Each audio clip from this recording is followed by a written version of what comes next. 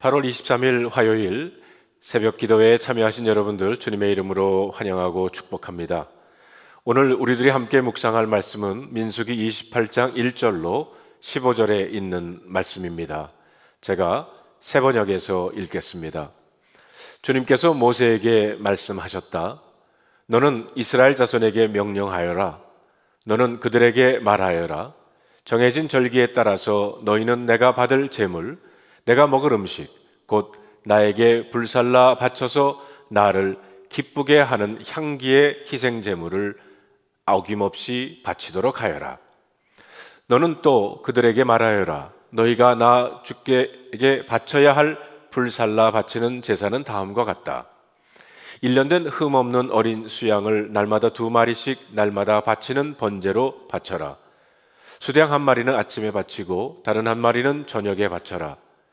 첫째 수양을 바칠 때에 함께 바칠 곡식 제물은 찌어 짠 기름 4분의 1 흰을 섞어서 반죽한 고운 밀가루 10분의 1 에바이다. 날마다 바치는 번제는 기쁘게 하는 향기, 곧 나 주에게 불살라 바치는 제물로 바치는 것이며 이것은 시내산에서 이미 정한 것이다. 이것과 함께 바칠 부어드리는 제물은 수양 1마리마다 4분의 1 흰으로 한다.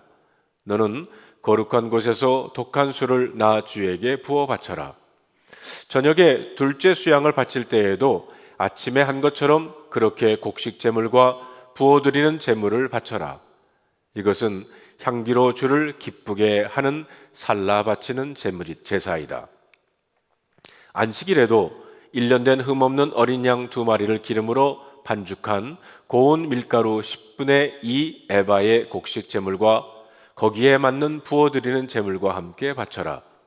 안식일에는 날마다 바치는 번제와 부어드리는 제물 외에 안식일 번제를 따로 바쳐야 한다. 너희는 달력으로 매달 초하루마다 너희는 나 주에게 번제를 바쳐라. 수송아지 2마리와 수양 1마리와 1년 된 어린 수양 7마리를 흠 없는 것들로 바쳐라. 수소 1마리마다 그것과 함께 바칠 곡식 제물은 기름에 반죽한 고운 밀가루 10분의 3 에바씩이다. 수양 1마리와 함께 바칠 곡식 제물은 기름에 반죽한 고운 밀가루 10분의 2 에바이다. 어린 수양 1마리마다 그것과 함께 바칠 곡식 제물은 기름에 반죽한 고운 밀가루 10분의 1 에바씩이다. 이것이 번제 곧 기쁘게 하는 향기로 나 주에게 불살라 바치는 제사이다. 이것과 함께 바칠 부어드리는 제물은 수소의 경우에는 1마리에 반 흰씩이고 수양 1마리에는 3분의 1 흰씩이고 어린 수양의 경우에는 1마리에 4분의 1 흰씩이다. 이것이 1년 내내 매달 바쳐야 하는 초하루 번제이다. 날마다 바치는 번제와 거기에 딸린 부어드리는 제물 외에도 수염소 1마리를 속죄 제물로 나 주에게 바쳐야 한다. 오늘 여러분과 저에게 주시는 하나님의 말씀입니다. 기도하겠습니다. 하나님 감사합니다. 오늘도 말씀으로 하루를 시작하게 하시니 감사를 드립니다. 성령님 오시어서 우리의 마음과 생각을 주장해 주셔서 이 말씀이 오늘 우리 모두에게 들려주시는 하나님의 음성으로 듣게 하여 주시옵소서. 우리 주 예수 그리스도의 이름으로 간절히 기도하옵나이다. 아멘. 하나님께 드리는 예배의 특징 몇 가지를 우리는 본문을 통해서 찾아볼 수가 있습니다. 첫째는 예배는 하나님께서 정한 시기에 드려야 한다는 겁니다. 2절에 보면 너는 이스라엘 자손에게 명령하여라. 너는 그들에게 말하여라. 정해진 절기에 따라서 너희는 내가 받을 제물, 내가 먹을 음식, 곧 나에게 불살라 바쳐서 나를 기쁘게 하는 향기의 희생 제사를 어김없이 바치도록 하여라 라고 했습니다. 예배는 하나님께 드려지는 것이고 예배는 하나님 중심의 삶을 표현하는 것입니다. 예배를 드릴 것을 명령하시는 분은 바로 하나님 자신이십니다. 하나님은 내게 드리라고 말씀을 하셨습니다. 또 하나님께서는 예배의 방식과 시기도 정하여 주셨습니다. 사람들이 원하는 방식대로 사람들이 정한 시간에 예배를 드리는 것이 아니라는 겁니다. 그런데 이 코로나 팬데믹 기간 동안에 우리들이 온라인으로 예배를 드리다 보니까 어떤 경우에는 내가 편한 시간에 예배를 드리는 경우들도 종종 있습니다. 예물도 자기 마음대로 하나님께 드릴 수 있는 것이 아니라고 했습니다.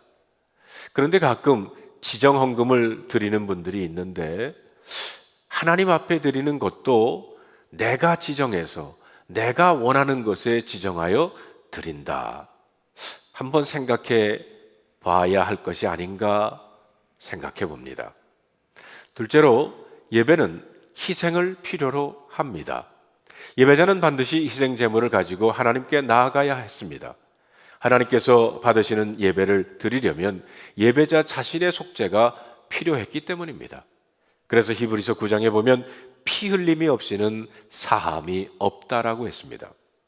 희생 제물을 가지고 하나님을 예배한다는 사실은 아무도 자기 힘으로 구원받을 수 없다는 것을 말하는 것입니다. 하나님 아버지께서는 단번에 희생 제물이 되신 그리스도를 그래서 보내주셨습니다. 예수 그리스도를 믿는 성도들은 이제 자기 몸을 하나님이 기뻐하시는 거룩한 산제사로 드리는 삶을 살도록 부름을 받았다고 사도 바울은 로마서 12장에 강조하고 있습니다.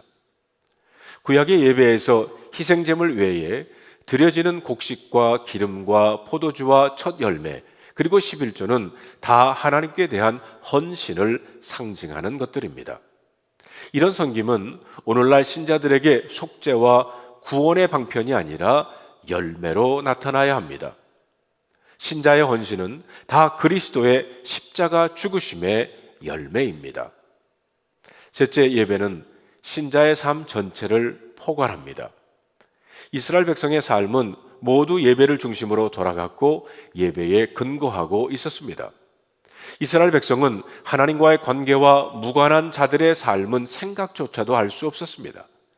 매일의 예배가 아침과 저녁에 하나님께 드려졌는데 여기서 소제와 전제는 예배자들이 자신을 하나님께 헌신하여 드리는 것을 의미했고 번제의 어린 양은 죄를 속하는 희생제물로서 하나님의 구원을 의미했습니다. 이로써 하나님의 백성은 오직 하나님을 위해서 매일을 살아야 한다는 것을 기억해야 합니다. 성경적 신앙은 매일 아침과 저녁에 드려진 상번제처럼 아침에 하나님께 대한 헌신으로 시작을 해서 저녁에 하나님께 대한 헌신으로 마무리되는 것입니다. 또한 오늘 본문 9절과 10절에는 또 매 안식일마다 번제를 드려야 하고 했는데 이 제사는 매일의 번제 외에 더 드려지는 제사였습니다. 또 매달 첫날에는 월 단위로 드려지는 월삭 제사가 요구되고 있습니다. 하나님께서 피조물을 섭리하신다는 것은 사실에 감사해서 기념하여 드리는 월삭 예배는 더 큰 희생 제물이 드려졌고 즐거움의 나팔소리와 함께 축제의 분위기로 드려졌다고 했습니다. 이 외에도 1년 단위로 드려지는 절기 예배들이 있습니다. 여기에는 5개의 절기 예배가 기록되고 있죠. 6월절, 77절, 속죄일, 그리고 장막절입니다. 6월절은 애굽에서의 구원을 경축하고 감사하는 절기로서 6월절 희생으로 오실 그리스도를 바라보게 하는 절기입니다. 77절은 6월절이 지난 후 50일째 날에 시작되었는데 이는 밀수확의 첫 열매를 기념하는 절기이기도 했습니다. 이스라엘 백성들의 삶은 이처럼 하나님께 드리는 예배를 떠나서 존재할 수 없었습니다. 이것이 이스라엘 백성들의 삶의 특징이었습니다. 오늘날 그리스도인도 마찬가지라고 생각합니다. 그리스도인의 삶의 중심에는 예배가 있습니다. 하나님이 원하시는 예배의 모든 것은 매일의 경건에 있다는 사실입니다.